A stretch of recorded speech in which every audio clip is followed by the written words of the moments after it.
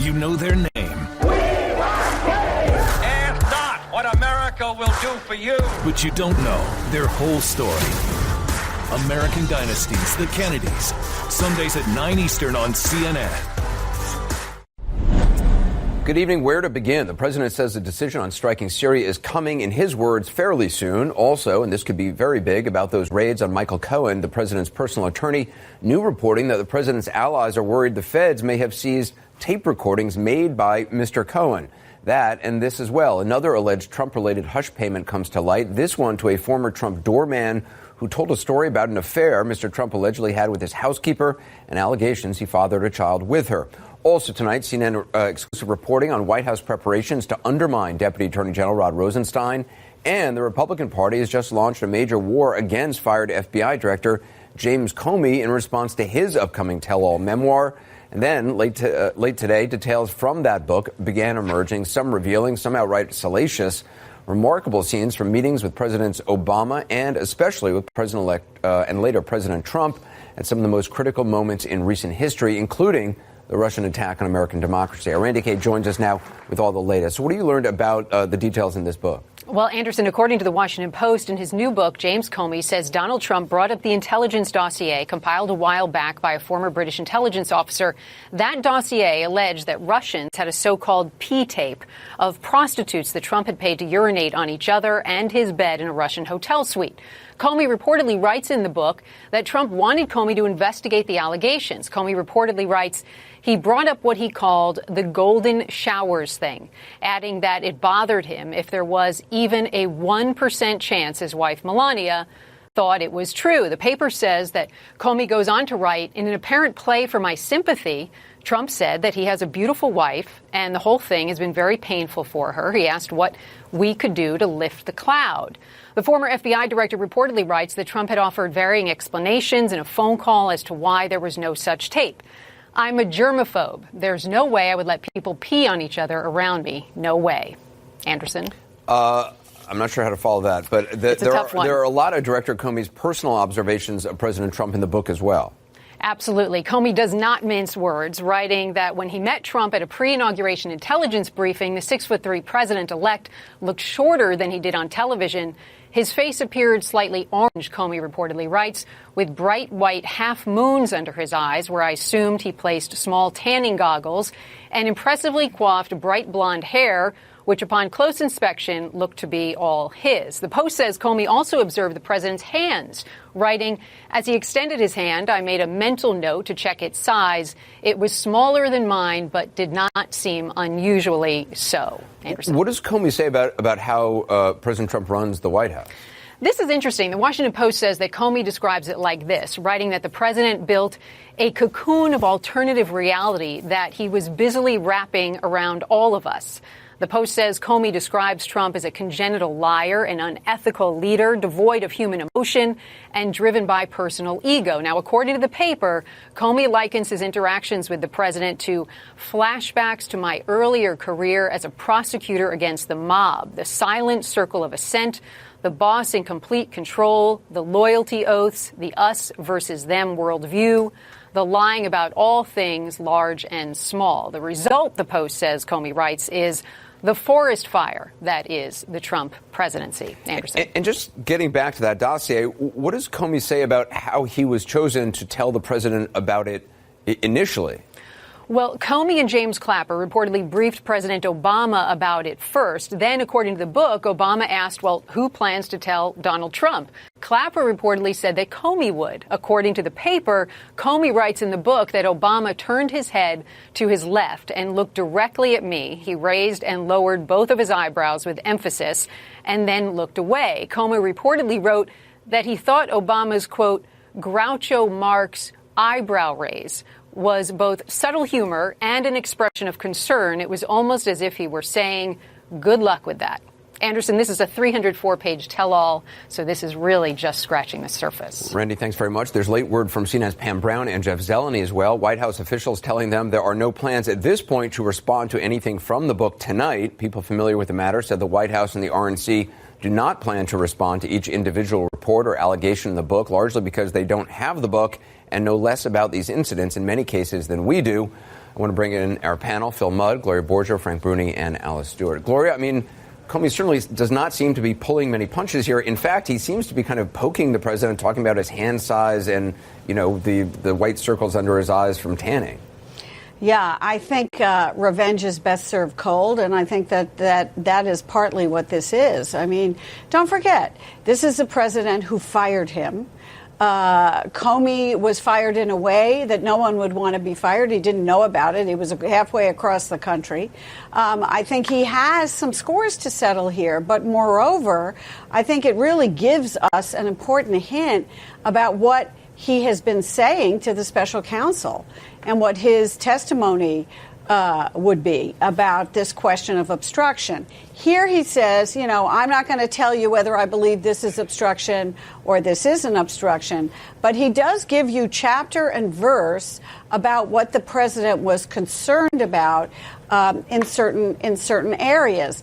Largely, also, by the way, it seems that the president regarded the FBI as his own sort of personal fiefdom, and that he could use somebody like James Comey as his own personal investigator to help him out, particularly on the issue of the tapes and the question about whether Melania would be upset about it, et cetera, et cetera. Yeah. So, yeah, it gives you a picture of a president who doesn't really understand the appropriate relationship between his office and an independent branch of government. Yeah, Phil, I mean, given your experience with the FBI, Director Comey apparently kind of demurred and said that it might not look good for the president if people found out that he was asked to look into this. Does it surprise you? I mean, is that appropriate for a president to ask the FBI to do? It is not. Look, the indication to me is you have outsiders, that is the Trump team, coming into Washington, D.C. and thinking that the FBI is somehow going to investigate something for the president because the First Lady is concerned. The FBI is the chief federal investigative agency for the United States government. They investigate, based on probable cause, violations of federal law. If the First Lady of the United States is concerned about allegations in the press about what her husband has done, it's not clear to me why the FBI director should go down that path. The indication, Anderson, from that story to me is not just about the FBI. It's about a president who comes into Washington, D.C., and whether he's dealing with the Defense Department, the State Department, the FBI, or the CIA, looking at them saying, I should ask you a personal favor because you work for me as president. He does not understand his responsibility as commander-in-chief. Alice, at another point in the book, according to the New York Post, Comey notes that the president said that it bothered him if there was even a 1% chance that Melania thought it was true, meaning the allegations in that tape about the stuff in the hotel room in Russia, to which Comey went on to say, quote, in what kind of marriage to what kind of man does a spouse conclude there's only a 99% chance her husband didn't do that?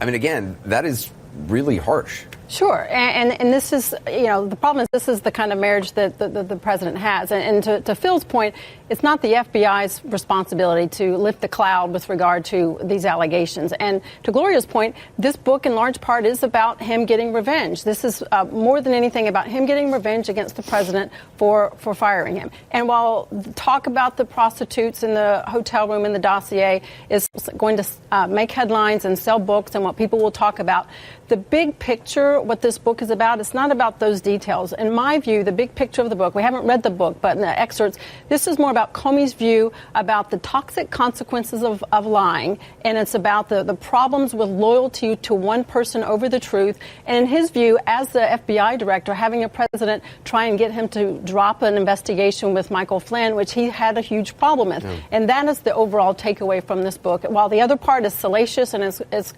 what we will be discussing, I view that as the takeaway. Well, also, Frank, that the FBI director is essentially comparing the president to a mob boss. Yeah, no, I mean, as was said in the introduction, there's no minced words here. I think from what we've seen of it, you know, and we haven't read it in its entirety, it's an extremely shrewdly done book because Comey makes a point of talking about the fact that he worked in 3 administrations. He makes a point of criticizing people from each of those prior administrations. And it's clear he's doing that. So when he then tells you that Donald Trump is violating all the norms of the presidency, that Donald Trump is a danger to the country, that this lying isn't just something casual, but it's a real threat to democracy, he wants you to see him as someone who's willing to criticize a wide group of people, who comes at this with great depth of experience, with a breadth of view. And I think he does a lot in this book to bolster his credibility as he makes this case against Donald Trump. Phil, you were shaking your head. Yeah, I don't agree with that. Look, there are two books here. There's a book by someone who is at the core of decision-making by a flawed president. That decision-making involved the president trying to intercede in conversations about investigations that his staff and maybe he himself were involved with. And meanwhile, we get the former FBI director commenting on the president's hand and whether his hand was small and whether he had a tan and moons under his eyes.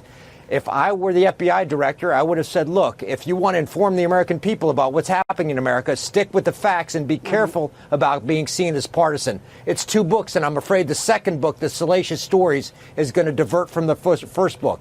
How is this president as a national security leader? Gloria, I mean, it does provide ammunition to those who, sure, obviously in the GOP and elsewhere, who are going to want to, come after Comey hard. To Phil's point, it's not, sort of straight down the middle. Even the idea of writing a book like this so soon after serving in an administration, revealing behind-the-scenes details and stuff, rubs people the wrong way. Some people the wrong way. I agree with Phil. I think you walk a fine line here, but I think that Comey may appear more partisan than he should want to appear, because these are very serious issues he's dealing with about separation of power, about the toxicity that he believes emanates from this White House throughout the government, stemming directly from the president.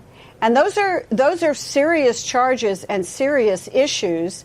And then when you talk about, well, I was kind of looking to see what size his hand was, it's just not funny. It's kind of like either you're serious or you're not, or you're not serious about this. And I think that Comey is trying to raise a lot of ethical issues here, not only in the way he was treated, but in the way people have to pay fealty to Donald Trump if they work for him, even if they believe that he is not telling the truth.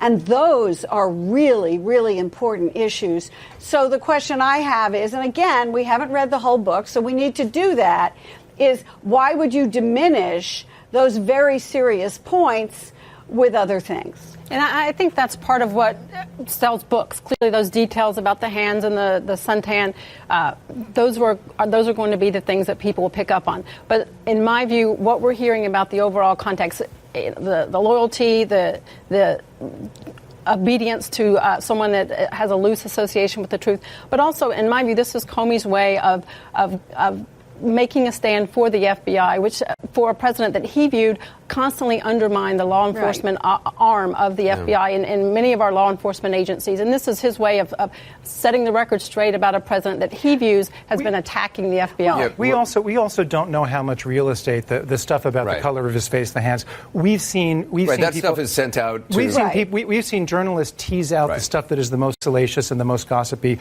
because that's what we put in our articles. That could be a very, very minor portion of the real estate of this book. He does go on, the Washington Post quotes Comey as writing, they lose, talking about liars in the White House, they lose the ability to distinguish between what's true and what's not. They surround themselves with other liars. Perks and access are given to those willing to lie and tolerate lies. This creates a culture which becomes an entire way of life. I mean, pretty stunning stuff. Right. Yeah. I think he thinks it's toxic. I think he thinks it's a toxic administration, and he wants to sort of get that across. What we also know, and we have to read in this book, is Comey's defense of himself and what he did during the election to hurt Hillary Clinton's chances for re-election by releasing information about investigations into her email. And I haven't read that yet, but I'm very curious about what he's going to say about himself, because he has been criticized extremely by Democrats on that. Right. There's clearly a self-serving dimension to the book, because we know that he says Obama turned to him. He recounts Obama turning to him and sort of basically saying, I know you tried your best. He recounts Chuck Schumer coming up to him with tears in his eyes saying you were in an impossible position. So for sure, some of this book is going to be read as extremely self-regarding and maybe less credible for it. But I think from what we've seen, it's also this book equal parts cry from the heart and sort of existential sigh of concern about what he sees happening in the White House and who he sees inhabiting the White House. We got to take a quick break. More on this, including Director Comey's account of a critical conversation with John Kelly and why he counseled him, why Comey counseled Kelly to stay on the job. Later, a CNN exclusive, what we're learning about new White House planning to undermine Deputy Attorney General Rod Rosenstein. The right sheets can take your sleep and your style to the next level. With Boll & Branch, the upgrade has never been more affordable. Every set is crafted from 100% organic cotton. They get softer and softer over time. That's why they have thousands of 5-star reviews, and even 3 U.S. presidents have Boll & Branch sheets. Try them for 30 nights, and if you don't love them, send them back for a full refund. Go to bollandbranch.com today for $50 off your first set of sheets, plus free U.S. shipping with promo code CNN2. Spelled B-O-L-L and branch.com. That's bollandbranch.com, promo code CNN2. Talking tonight about James Comey's memoirs, A Higher Loyalty, Truth, Lies, and Leadership. Excerpts have been released. The salacious parts are no doubt getting a lot of attention. There's also the picture he paints of the president and the people around him. Here's a bit more of John Kelly, then Secretary of Homeland Security. Comey writes, he said he was sick about my firing and that he intended to quit in protest. He said he didn't want to work for dishonorable people who would treat someone like me in such a manner. I urged Kelly not to do that, arguing that the country needed principled people around this president, especially this president. Back now with the panel. You know, Frank, it's going to be interesting to see what the response of the president is. I mean, the RNC are the ones who are officially, going to be launching broadsides against Comey. But what is the White House and what is the president himself going to be saying? Well, there's no chance in the world that over the next days the president doesn't tweet something about this, because he has clearly shown he's willing to go after James Comey. Just Monday, in that kind of meltdown at the White House about the Mueller investigation, he made a point of digressing to talk about what a horrible person Comey is. And I think it's going to be interesting to watch over the next week the president's behavior, because over the last week, over the last month, federal officials, the FBI, the Mueller investigation, all of it has poked ever deeper into recesses of his life that he never expected to be invaded. And now this book comes out and is telling tales on the White House, and I think it's got to make him feel very exposed and very defensive. He'll be able to have a little breathing room with regard to responding to this, given he's getting a lot of support from the RNC and members of the Republican Party. I talked to a lot of members of Congress who they have the president's back on this, and they are fully pushing back on Comey. They say that he has a history of contradictory statements. They say he has acted in ways that violate the DOJ protocols, and they are constantly reminding people about the many Democrats who are now supporting Comey that have asked for him to resign when he brought up the Hillary Clinton investigation. Nancy Pelosi, Harry Reid, Bernie Sanders, and all of them. So the Republicans will push back for Trump, and I'd like to think he can show a little restraint and not tweet and comment on this, because he's going to have a lot of cover. Phil, what do you think the objective? I mean, again, we have not read the entire thing, and again, it's only excerpts, and those are often the most sort of headline grabbing. But what do you think the objective for Comey is in this book? I think there are two objectives. Number one, reporting, as the FBI has done since its inception in 1908, about the facts of what he's seen at a historic moment in American history. I think there's a second objective that I'm still struggling to understand, Anderson, and that is when James Comey spoke about Hillary Clinton. When he spoke in a hearing, and I think this was an element of his hearing in the spring of last year about Huma Abedin, many months after she had been cleared about her email relationship with her husband, Anthony Weiner, he came across not as just a chief federal investigator, chief federal law enforcement officer in the United States, but as sort of the school principal for America. I have views on Hillary Clinton. We decided not to charge her. Here are my views on how she treated national security information. We're seeing the same thing again. He's got views on the president, some of which relate appropriately to an investigation, some of which relate to his personal views about whether he thinks the president was moral or amoral. I'm not sure I agree with that, but I think we're going to see James Comey as school principal. That's what we got in part of this book. Gloria, one of the things that he writes, again, according to the New York Times, which I thought was interesting, Comey says that he never saw President Trump laugh. A sign, according to Comey, of, quote, deep insecurity, his inability to be vulnerable or to risk himself by appreciating the humor of others, which on reflection is really very sad in a leader and a little scary in a president. Yeah, look, I mean, a lot of us have not seen a lot of self-deprecating humor coming from this president, and he's free. Look, this is a personal memoir, so he's free to make whatever remarks he wants. That, honestly is less interesting to me than the questions about what the president said to him when about General Flynn, and others, and his meeting with Jeff Sessions, which he also writes about, because he clearly told Jeff Sessions, you need to get between me and the president. You cannot leave me alone with the president. And let me make it, just one more comment about the context into which this book is now appearing. It's not in a vacuum.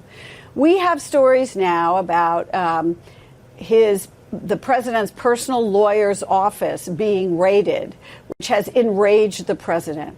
We have stories coming out in publications about the president's extramarital relationships. Stormy, Karen McDougal, go on and on. We have the president now, we know, asking James Comey to disprove this story about women in Russia. You put all of this together, and then the Comey book coming out, which the president will hear a lot about. If he doesn't read it, will hear a lot about. And this is going to create this incredible storm inside the White House and inside the president's head about how to react and how to lash out. At the same time, we are clearly considering some sort of action in Syria. The president has a meeting with North Korea coming up. Is he going to testify in his own defense before the special counsel? And I think when you put all of this together, it's kind of a stunning maelstrom. Yeah. It's certainly, it is. But there's also a little bit about, there's so much, as Gloria says, the volume is so much, it has become white noise to people out in middle America. I speak to GOP groups across the country. It is white noise. They look at this as yet another incident of what we knew about the president before he was elected president, and he was still elected president. They are concerned with what it's doing to create jobs and to provide tax cuts. And middle Americans really are not super focused on this right now, as long as they're creating jobs and keeping America safe. So they're really watching what he does with Syria. Yeah, thanks, everyone. Appreciate it. Gloria just called it a storm. It feels like it tonight. Next, did Michael Cohen, the president's personal attorney, make audio tapes of his business on behalf of President Trump, his conversations on the phone?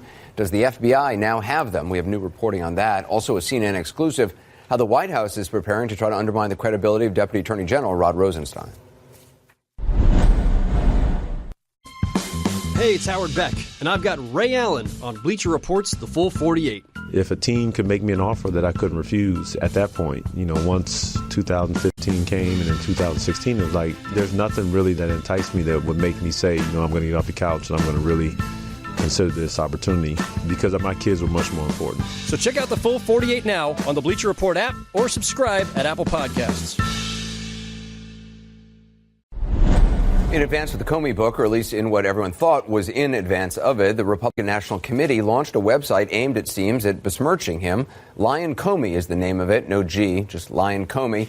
And on top of that, CNN has learned that the White House is gearing up for war against Deputy Attorney General Rod Rosenstein. Our Sarah Murray joins us now with the exclusive. So what have you learned about these talking points? Well, Anderson, sources familiar with this say there was at least a preliminary plan that the White House was developing to try to discredit Deputy Attorney General Rod Rosenstein. And of course, this comes at a time when President Trump has been weighing whether or not he wants to fire his Deputy Attorney General in the wake of these raids against Michael Cohen. Now, they've come up with a couple different lines of attack against Rosenstein. The broad idea is that he's too conflicted to oversee the Russia investigation. They point to the notion that Rosenstein was behind this memo that President Trump ultimately used to justify his decision to fire James Comey. But somewhat illogically, they also point to another reason. The White House made the case that Rosenstein and James Comey are actually good friends. And so the reason Rosenstein has approved this sort of ever-expanding probe against President Trump is to try to get some retribution for the fact that his good friend James Comey was fired. A source who's familiar with their relationship between Rosenstein and Comey says, yes, they were colleagues, but they weren't exactly besties. They weren't exactly close friends. When I spoke to a White House spokesperson about this evening, this person said, look, this effort against Rosenstein, this is not a coordinated effort coming from the White House. They tried to downplay this messaging and say this is not the same as what you're seeing when it comes to James Comey, which was a coordinated effort with the Republican National Committee. I mean, if that's not true, and this is, coordinated messaging, sending out talking points, it does just sound like they're just trying to lay the groundwork for firing Rosenstein.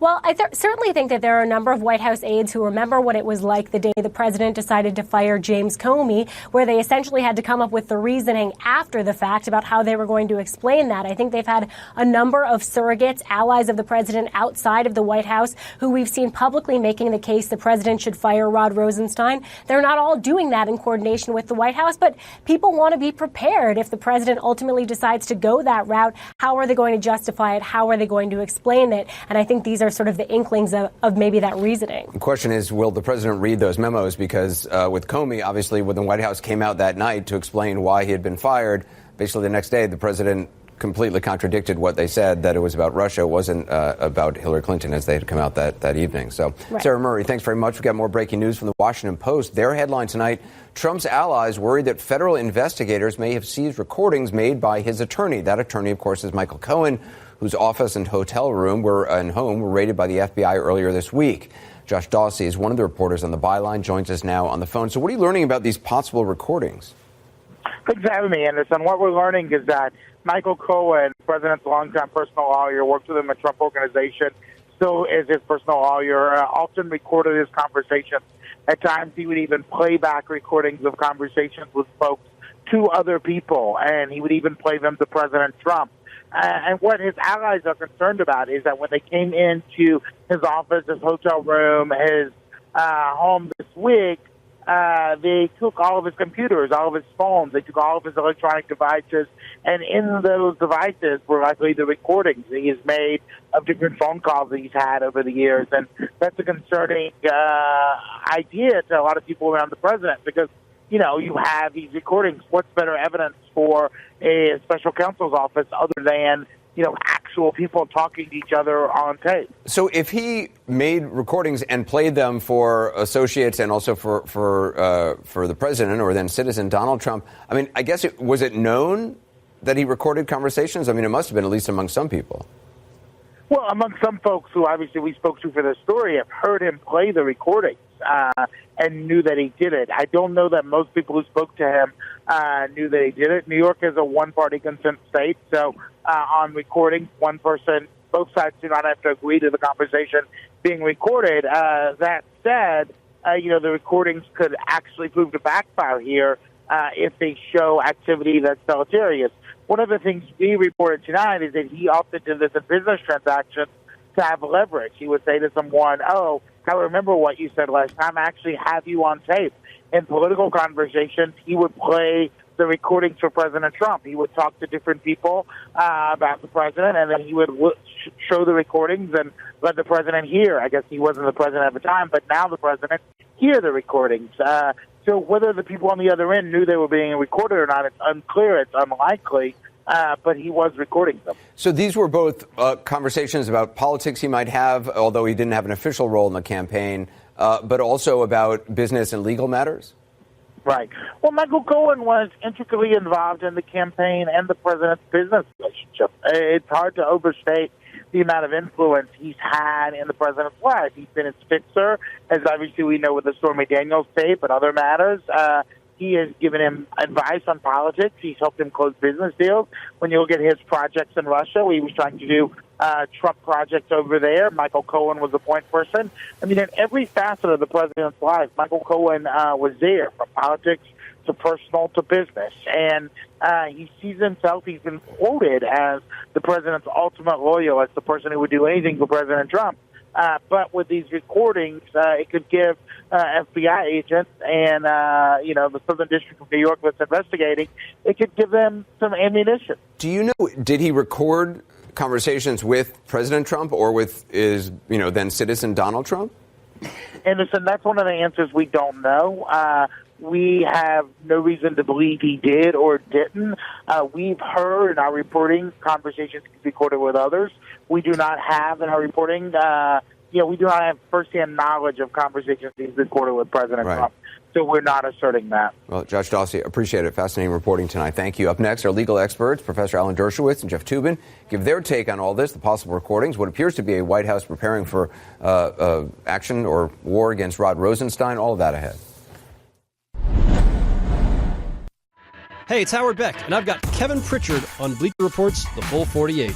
They've overachieved wildly, and every single game, sometimes I leave the arena, I go, how did we win that game? But we keep doing it. It's like we played well down the stretch in the last 4 or 5 minutes. We can be a tough team, and we've lost close games, but we win our fair share, too. So check out the full 48 now on the Bleacher Report app or subscribe at Apple Podcasts. More now in our breaking news, the Washington Post reporting that allies of President Trump are worried the FBI has seized audio recordings made by his personal attorney, Michael Cohen. There's also the CNN exclusive reporting that the White House is preparing possible talking points in an effort to undermine Deputy Attorney General Rod Rosenstein. A lot to discuss. Two distinguished legal scholars, Harvard Law School's Alan Dershowitz. He's the author most recently of Trumped Up, How Criminalization of Political Differences Endangers Democracy. Also with us, the professor's former student, CNN Chief Legal Analyst Jeffrey Toobin. Thanks both for joining us on this very calm, not very busy night. Typical day.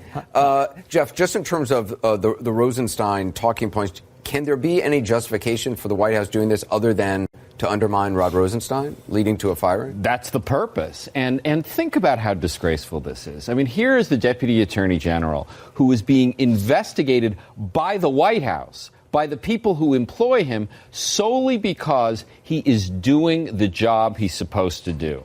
Rod Rosenstein is supervising the Mueller investigation in an honorable way, reflecting his integrity, and that's not good enough for this White House. They want to get rid of him. But you say he's a witness. Of course he's a witness. He is the first witness. He's the primary witness.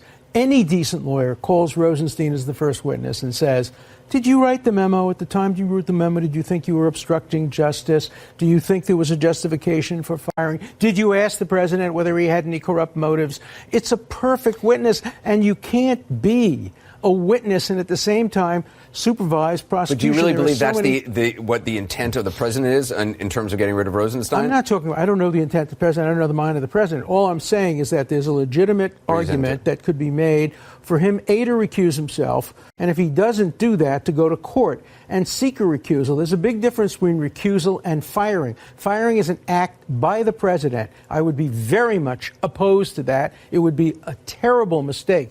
But you would be against him firing Rosenstein? Absolutely, or firing Mueller, or firing anybody. I think there's a big difference between that and his lawyers taking a legitimate legal step that many lawyers would take of seeking recusal. Rod Rosenstein it's been known that he was involved in writing this letter since the day Comey was appointed, last May.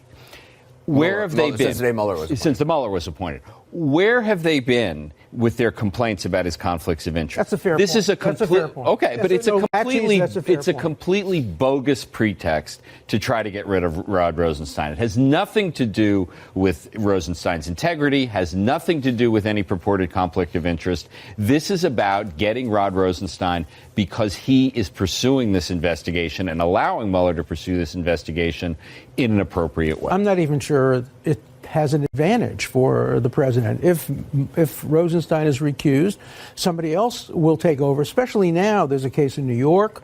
There's a case here from the special counsel. So I think from a tactical point of view, it just doesn't make any sense to try to interfere with the current personnel who are conducting the investigation. If I were Trump's lawyers, I'd be focusing on defense. I'd be focusing on trying to make a deal with the prosecution to have a minimally intrusive series of questions. That's what I would be focusing on. It seems to me if you've done nothing wrong, isn't the fastest way to get yourself cleared to have Rosenstein, to have Mueller complete this investigation and clear you? But you know the old argument, if you've done nothing wrong, what do you care if somebody searches your premises? What do you care if somebody interrogates you? Innocent people also have some tactical advantages sometimes in taking legal actions. But a lawyer has to think hard about the balance, because when you move to recuse somebody, it can have unintended consequences. This idea that about Michael Cohen having perhaps recorded things. Jeff, how serious would that be if there are actually recordings with the president, recordings with other attorneys or AMI or the National Enquirer or whomever? It's a gold mine for investigators. I mean, there is nothing you want more than contemporaneous records, actual records of what was said by people who are suspects and witnesses in a criminal investigation. So long as it's not privileged. Right. So long as it's not. I mean, obviously they're not allowed to have access to it if it's privileged. But when you are an investigator and you go in to search somewhere, the more the merrier. More emails, more financial records and tapes. Which gets to your point about the taint teams. That's the problem. The taint team doesn't deal with. Just explain for viewers what a taint team. Here's what happens: they go in, and the more the merrier. They pick up everything. They pick up things that are clearly, in the end, going to turn out to be lawyer-client privilege information. Then what they do is they give it to a taint team. Who's the taint team? FBI agents and assistant U.S. attorneys. They get to listen to the tapes. They get to read them. And that team is separate from the investigative separate. team. So and then they only turn over the non-privileged material. But government agents have listened to your confession to your priest, to your statement to your doctor, to your intimate conversations with your wife, and to your statements to your lawyer. So I propose legislation. I'm doing a column today, and I'm going to be speaking to legislators about it tomorrow, to change the taint rules when it comes to lawyer-client privilege communications, requiring that a judge, a judicial officer, a magistrate be present during the search of any lawyer's office, and before anything can be seized, a preliminary determination has to be made by a judicial officer. Only that judicial officer will listen and watch. And if he determines that anything is privileged, no government agent gets to see it. That way, first of all, no government agent does get to see it. There's no leak because judges don't leak. And if it does leak, we know who did it because there's only one person who heard it. What's wrong with that? Lawyers, doctors, priests are not above the law. I want to make it the law. Let me finish. They are not above the law. Their offices can be searched just like anyone else's. And there are plenty of reasons to search offices of doctors, priests, and physicians. And to create an additional barrier to these searches, I think, is inappropriate. The system is not broken. These taint teams work. Yes, it is true that privileges should be honored, but just because you have a privilege doesn't mean you should be exempt from being under the scrutiny of law enforcement. I'm not exempting the lawyer, the judge, and the priest. I'm talking about the client, the penitent, and the patient. It's their rights that are being violated. And there's no reason why any government agent should ever be able to see that kind of material. There's a way of eliminating it. I mean, it's a violation if a judge sees it. It is, but it's much less of a violation. You trust judges more than FBI. Judges are more trustworthy. They don't leak. We know that the Justice Department and the FBI are like a sieve. They leak everything. They have a motive to leak. Second, members of the taint team with a wink and a nod can communicate effectively. That's how the Oliver North case was lost. We should not be trusting.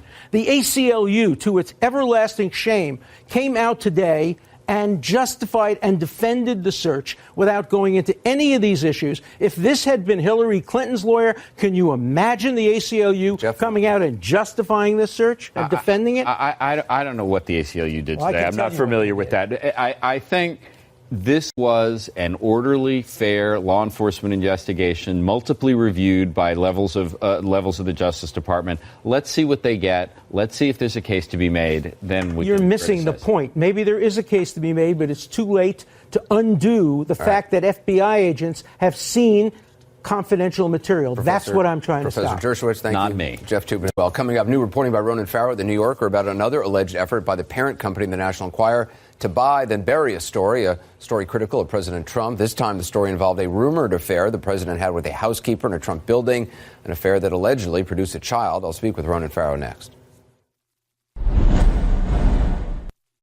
I'm Mackenzie Atwood, and the Steven Universe podcast is celebrating the new Steven Universe animated episodes with many recaps. Join myself and the Crewniverse for a quick inside look at each new animated episode. The podcast fun starts April 17th. Watch the animated episodes on Cartoon Network, and then learn more about them on the Steven Universe podcast. Subscribe for free at Apple Podcasts or wherever you listen to podcasts. Well, tonight, another alleged example of AMI, the parent company of the National Enquirer, paying someone to keep a potentially damaging story about the president from getting out. This time, it involves a doorman who worked at a Trump building and a former housekeeper who had a rumored affair with Donald Trump. Today, the doorman said in a statement, quote, "I can confirm that while working at Trump World Tower, I was instructed not to criticize President Trump's former housekeeper due to a prior relationship she had with President Trump, which produced a child." Quite a statement. Ronan Farrow reported the story in The New Yorker. He joins me now. You're not able to confirm the doorman's story. For you, the focus really is this is another example of AMI catching and then killing a story. Exactly. As colorful as the underlying claim is, really the crux of this for many of the sources that stepped forward was reporting was halted, they allege, on direct orders from David Pecker, the head of this company. AMI reporters, quote unquote, had gone out and investigated the claims made by this doorman. This company, the parent company of the National Enquirer, had spent weeks sussing this out. There was a positive polygraph result saying that, look, it seemed that in their eyes he had been told this by Trump administration. AMI polygraph. AMI administered a polygraph test. Now, that's not reliable, we should point out, in the eyes of many experts. Sure. But in the eyes of the Enquirer reporters that we spoke to, that would usually be a turning point where they would double down on reporting. Instead, this transaction happened, a $30,000 payment, and subsequently, in what these sources described as very unusual, Anderson, $1 million damages clause. A damages clause saying that, that if the doorman spoke? He signed an amendment saying that if he ever spoke about this, he would have to pay $1 million. And that's according to the former AMI people you talked to? According to documentation, according to emails and texts we saw. And yes, according to many of the sources, not a standard operating procedure. So there was certainly an elevated level of scrutiny on this particular story and this transaction. AMI, have they said whether or not have they said that they don't believe him, but they still went ahead and paid this money? They have. So obviously $30,000, I mean, it's much less than was paid to Karen McDougal, which is the other story you broke. $150,000 was paid to her.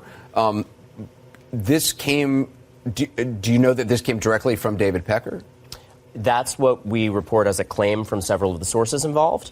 They say that he was calling regularly about this. Now, AMI, we should point out, has flatly denied that. A source close to the White House referred us back to AMI, so there's a little bit of an Ouroboros here where they're referring to each other.